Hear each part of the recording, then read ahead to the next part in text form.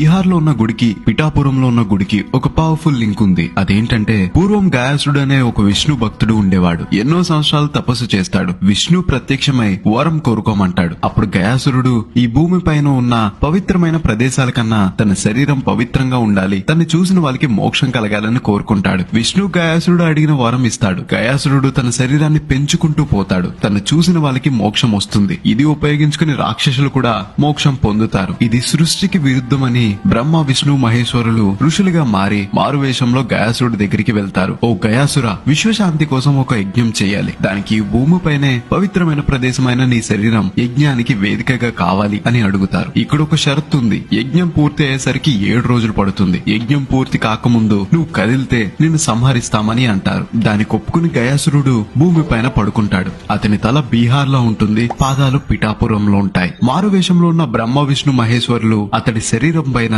యజ్ఞం చేస్తారు. 6 రోజులు గడిచిపోతాయి. గయాసురుడు కదలకుండా ఉంటాడు. ప్రతిరోజు కోడుకూతో వింటూ గయాసురుడు రోజుల్ని లెక్క పెట్టుకుంటాడు. అప్పుడు శివుడు కోడి రూపానికి మారిపోయి కుక్కురకో అని అరుస్తాడు. అది విన్న గయాసురుడు 7వ రోజు పూర్తయి 8వ రోజు వచ్చేసిందనుకుని లేచి చూస్తాడు. అది అర్ధరాత్రి. చుట్టూ చీకటి ఉంటుంది. త్రిమూర్తులు వాళ్ళ రూపానికి మారిపోయి యజ్ఞం పూర్తవక ముందు లేచావు, నేను సంహరించడం తప్పదు గయాసుర, ఆఖరి కోరిక ఏమైనా ఉందా అని అడుగుతారు. తన దేహాన్ని 3 ముక్కలు చేసి 3 మూర్తులు 3 చోట్ల కొలువై ఉండమని అడుగుతాడు. ఈ త్రిగయ క్షేత్రాలలో పిండ కార్యాలు చేస్తే వాళ్ళకి మోక్షం కలగాలని కోరుకుంటాడు. శిరోగయ బీహార్ లో ఉంటుంది. అక్కడ విష్ణు ఉంటాడు. నాభిగయ ఒరిస్సాలో ఉంటుంది. అక్కడ బ్రహ్మ ఉంటాడు. పాదగయ పిఠాపురంలో ఉంటుంది. అక్కడ కోడి రూపంలో శివుడు కుక్కుడేశ్వర స్వామి అని పిలువబడతాడు. ఈ మహిమ గల పాదగయ క్షేత్రం మన పిఠాపురంలో ఉంటుంది. ఇలాంటి మరిన్ని వీడియోస్ కోసం కోదా స్టేషన్ ని ఫాలో అవ్వాలి మరి.